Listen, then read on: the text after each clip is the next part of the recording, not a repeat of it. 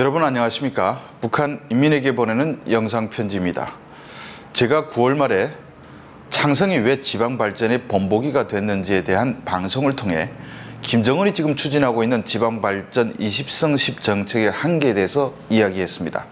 그러면서 앞으로 김정은은 또 10년만 참으라고 여러분들을 속일 테지만 그 10년이 지나도 북한 세습 독재 체제의 한계로 발전은 있을 수 없고 그때 가서 또 다른 거짓말이 등장할 것이라고 했습니다. 아닐세라 북한 매체들은 최근 들어 여러분들에게 10년만 참으라는 선전을 매일같이 하고 있습니다. 가령 노동신문은 일면에서 김정은의 9월 9일 연설을 두고 10년 후 현실적 변혁이 일어날 것이며 총비서 동지께서 결심하시면 무조건 된다고 떠들더군요. 이런 뻔뻔함에 10여 년 전에 김일성 왕장 주석단에서 인민이 허리띠를 조이지 않겠다고 했던 거짓말부터 사과라고 하고 싶습니다. 노동신문에 이런 대목도 있습니다. 우리는 눈부신 번영이 내일을 굳게 믿는다. 현대적으로 일떠선 지방공업 공장들에서 서로마다 개발 경쟁, 품질 경쟁을 치열하게 벌이면 나라의 경제 발전은 더욱 비약적으로 가속화하게 되어 있다고 했습니다. 개발 경쟁이나 품질 경쟁이란 말은 북한에 너무 어울리지 않는 말입니다. 여러분들은 경쟁하고 싶습니까? 북한 사회주의 경제의 근본적인 한계 중에 하나가 보상이 없다는 것인데 여러분들이 물건 잘 만들어 팔면 그걸 당국이 다 뜯어가지 열심히 노력해 일한 사람들에 대한 보상은 없습니다. 북한에서 경쟁까지 하면서 물건 생산할 인민은 없습니다. 북한 매체들이 이렇게 얼토당토한 말로 여러분들을 속이려 시도하고 있고 여러분들이 또 10년을 목을 매서 살아간다면 그 시간에 가장 행복할 사람은 김정은입니다. 김실관은 오래전부터 이런 방식으로 여러분들을 속여왔습니다. 제가 창성 이야기를 저번에 일부 했는데 오늘은 이 고장에 대한 다른 이야기를 한번 얘기해 보겠습니다.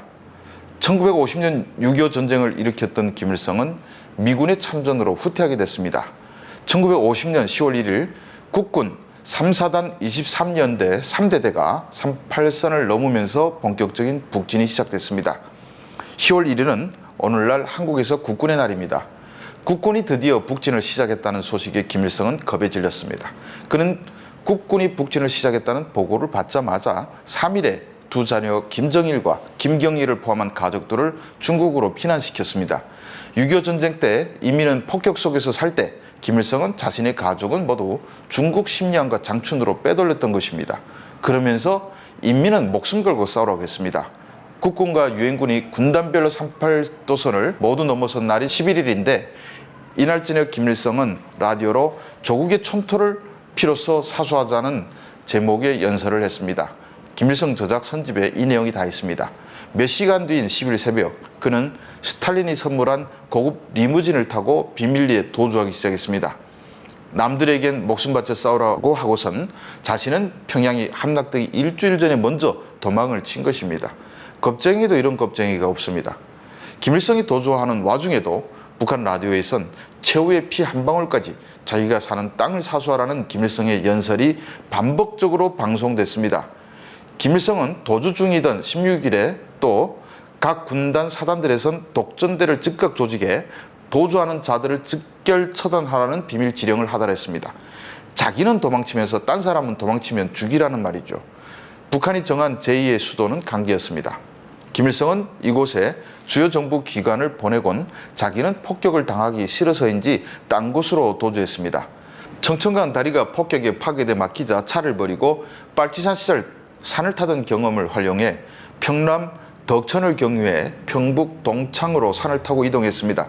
그리고 마침내 25일 압록강변 창성에 도착해 11월 3일까지 머물렀습니다. 김일성은 이때 창성이 마음에 들었던 것 같습니다. 높은 산들이 막아 중국 영공으로 돌아오지 않고선 폭격도 불가능했고 중국으로 도망칠 조건도 완벽했습니다. 바로 옆에 있는 수풍호는 겨울엔 차가 다닐 정도로 꽁꽁 얼고 여름 홍수 때에도 배를 띄울 수 있습니다. 인근엔 중국과 연결된 수풍댐도 있죠.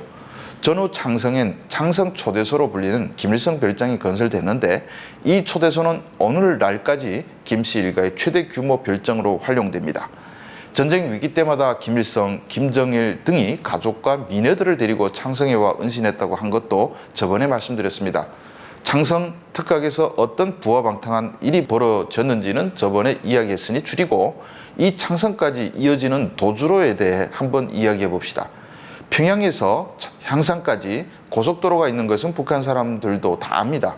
그런데 향산에 도착하기 직전에 꺾어서 창성까지 몇 시간 안에 도착할 수 있는 비밀 도로가 있다는 것은 북한 사람들이 잘 모릅니다. 이 도로가 6.25 전쟁 시기 김일성의 도주 경로와 동일합니다. 1980년대 건설된 향산 창성 사이 약 150km의 길이 1호 도로는 폭이 9m나 되는데 김씨 일가만 사용할 수 있습니다. 일반인이 도로에 올라서면 경비르선은 974 부대에 즉시 처벌됩니다. 도로는 북한에서 제일 상태가 좋은데 사람들이 손으로 도로를 깔았다는 말이 나올 정도이고 도로 양옆에 높은 잎갈나무를 심어 정찰기에 차가 보이지 않겠습니다. 물론 그래도 지금 위성에서 곱게 뻗은 도로가 다 보이긴 합니다. 김정은 집권 이후 창성 초대소 바로 옆에 비행장도 번듯하게 건설됐습니다. 평시나 유사시 비행기를 이용할 수 있게 만든 겁니다. 김일성은 전쟁 위기 때마다 창성에 도망가는 것이 부끄러웠던지 혹은 이곳에서 빈둥거리는 것이 무료했던지 1962년 8월에 갑자기 궁벽한 산골로 버림받던 창성 땅을 전국의 본보기로 만들겠다고 선언했습니다. 조선중앙통신은 김일성과 김정일이 창성을 현지 지도한 횟수가 각각 108회, 60회라고 밝혔는데 다 창성에서 놀다가 심심하면 주변을 돌아본 것이죠. 그러니까 창성을 본보기로 만들겠다고 한 것은 창성에 도망쳐 숨을 정당성을 만들기 위한 핑계에 불과했던 것입니다. 김정은 시대엔 전국의 본보기가 삼지연으로 바뀌었는데 그가 창성보단 스키 타려 백두산에 더 많이 놀러 다녔기 때문이 아닐까 싶습니다. 창성 하나만 통해서도 여러분들은 김씨 일가의 위선을 엿볼 수 있습니다. 62년 전 김일성도 창성에서 지방 특성에 맞는 공장들을 대거 건설해 인민 생활을 획기적으로 높이겠다고 말했습니다. 그런데 지난달 9일 김정은도 연설을 통해 지방의 낙후성을 털어버리기 위한 사업이 근 80년에 달하는 기간 해내지 못했던 사업이라고 자인하면서 10년 안에 지방의 특수성을 반영한 공장 200개를 건설해 지방의 인민 생활을 획기적으로 높이겠다고 했습니다. 원래 김씨 일가가 입만 열면 인민 생활을 획기적으로 높이겠다고 거짓말을 했지만 그래도 김일성은 이 밥에 고기국을 먹이고 비단 옷을 입히겠다고 좀 더 구체적인 공언을 했는데 김정은이 말한 획기적으로의 의미는 알 수가 없습니다.